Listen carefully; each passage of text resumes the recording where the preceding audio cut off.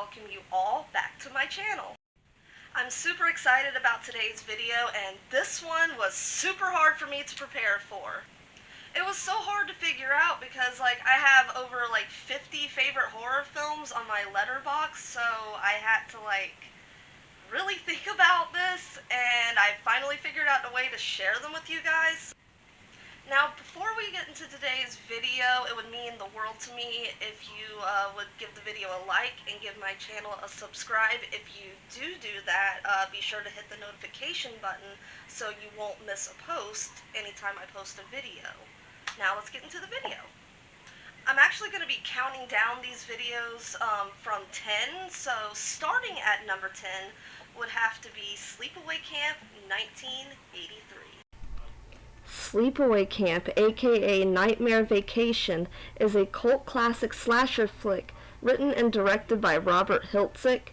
The film stars Felissa Rose as the shy Angela Baker, Catherine Comhe, Karen Fields, Jonathan Tiersten, Mike Kellen, and Christopher Collette.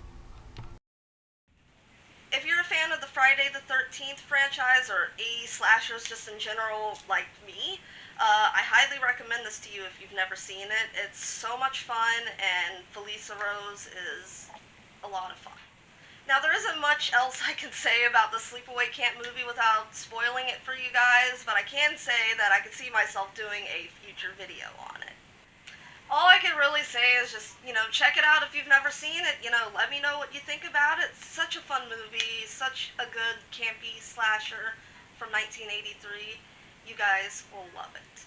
Moving on to number 9 in my list is kind of two films in one, I want to say. On one hand, it starts off as a crime/action movie, and then on maybe the second to the last half of the movie is a pure horror movie.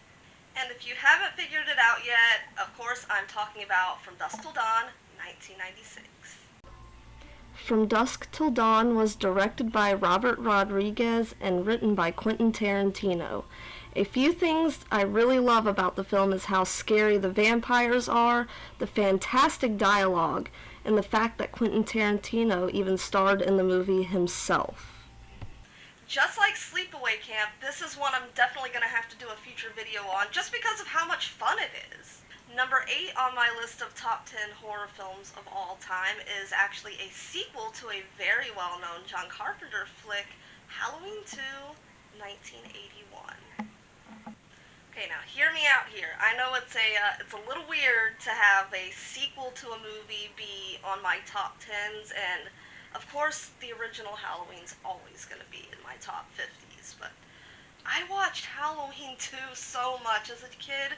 I watched it over and over again. I don't know what it is, if it was the creepy hospital atmosphere, just the eeriness. I don't know. I got one. Michael Myers killed people in very creative ways. I think my favorite kill in the movie would have to be the syringe in the eye of both Dr. Mixture and Janet. That part was very creative. I don't know. He just had so many creative kills in that movie. Plus that whole scene where Michael is crying blood. Absolutely perfect. Coming in at number 7, in my opinion, is an absolute masterpiece, and it's actually based on it's loosely based on an H.P. Lovecraft short. I'm talking about ReAnimator, 1985. The film was directed by Stuart Gordon and starred Jeffrey Combs as the mad scientist obsessed with the theory of defeating death and reanimating dead tissue, Dr. Herbert West himself. The film also stars Bruce Abbott, Barbara Crampton, David Gale, and Robert Sampson. As I said before, the film is outstanding. It's so gory, so creative. The creatures are absolutely scary. Zombies, whatever you want to call them. I call them zombies because, they're risen from the dead. So, zombies. It's just an absolute masterpiece. Jeffrey Combs completely kills it as Herbert West. If you've never seen this series, I highly recommend it. I watch this movie multiple times a year, and I am not even guilty about saying that.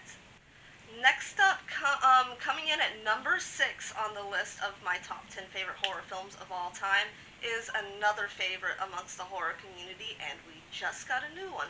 Some people love it, some people hate it. I'm, of course, talking about Scream 1996. Directed by Wes Craven and written by Kevin Williamson, It's known as a dark comedy slasher film, and it definitely lives up to its name because some of the film's dialogue contains a decent amount of comedy, which is something I always look for in horror. I love horror that's not afraid to throw in the humor. I can watch this movie anytime. Scream is, while it's not the very first horror film I've ever seen, that was Night of the Living Dead. This was the second, and it is the film that absolutely just sparked my love for horror films. Thank you, Wes Craven. Thank you, Kevin Williamson. Alrighty, guys, coming in at number 5, I think is a horror movie that we've might have all seen, whether you're a horror fan or not, and I am talking about Night of the Living Dead, 1968. I actually have a fun little story of why exactly I put Night of the Living Dead on this list, and it kind of goes with the fact that it is the very first horror film I ever seen, like I mentioned when I was talking about Scream. When I was a child, when we lived at, I think I was like maybe 2 years old. We lived in our old house, and we had a really bad thunderstorm that for some reason didn't knock the electricity out, just the cable. So my brother, he had the VHS tape, and he popped it in, and I wasn't really supposed to be watching it, but I was kind of like playing with my Winnie the Pooh action figures and like kind of glancing up, and then like next thing I knew, I was watching the movie and it was over, and while it scared the living shit out of me, I became completely obsessed with it. We are now at number 4 on the list, and this next movie I'm talking about is a movie that horror fans have always been a little bit divided by. You either love it or you hate it. Of course, I'm talking about Hostel 2006. Hostel 2006 was written and directed by Eli Roth, who, in my opinion, is one of the best directors. I know people will disagree, and that is totally okay. Everyone is entitled to their opinion. It's such a fantastic idea for a splatter horror film, and even though I'm kind of new to Hostel, it became one of my favorites almost instantaneously. Now, I understand completely why this movie probably isn't everyone's cup of tea, but like it or not, it is a big part of horror history, and I just thought it earned its place on my list. So, it's always going to be one of my favorites. The next film on the list, coming in at number 3, is a film that I assume that almost every horror fan has ever seen. I'm not entirely sure, and it's obviously okay if you haven't. I'm talking about the Texas Chainsaw Massacre, 1974. The Texas Chainsaw Massacre was produced and directed by Tobe Hooper and written by Kim Hinkle and Tobe Hooper. It remains one of the most popular horror films ever made to this very day, and even if you've seen it a lot, it never gets old. Coming in at number 2 on my list is a horror film that I also assume that every horror fan has either seen or loved to some degree, The Exorcist, 1973. This film my big sister actually showed me when I stayed the night at her house when I was 8 years old. I wasn't allowed to watch it. My parents would not let me watch The Exorcist. They were very, well, not my mom, my dad was very religious at the time. And he did not want me watching it, so when I spent the night at her house, she was, cool big sister, right? She showed it to me, and it didn't scare me. I stayed glued to the TV, even oddly enough, laughed at some parts. I don't understand why, but I did. But it easily became a movie I watched regularly, and I always thought it was very artistic, very well done, and just outright amazing. Last but not least, coming in at number 1 on the list is another horror film that horror fans are a little divided by. It's The Last House on the Left, 1972. The Last House on the Left was actually Wes Craven's directorial debut slash first film, and it was produced by Sean S. Cunningham, who went on to direct and co-create the original Friday the 13th. It's known as an exploitation film, and I understand completely why a lot of people have a bit of a hard time watching this one. For me, I absolutely love the revenge aspect of it and the concept of the bad guys getting karma in the end. Well, guys, that just about concludes today's video. I want to thank you guys all for watching.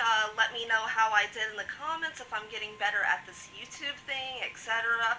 Let me know how you like these top 10 videos, and I will do more of them. You can let me know either in the comments below or on Twitter. Don't forget to subscribe and hit the little bell notification so you won't miss a post every time I post a video.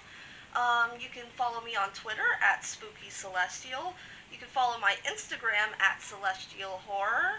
And I have a blog slash website that I put together. I haven't started posting full articles on there yet. That will be coming soon. I was just kind of like trying to get this YouTube channel off the ground, but if you want to check out some of the things that I have on there and some of my past podcast episodes, those are posted on there as well.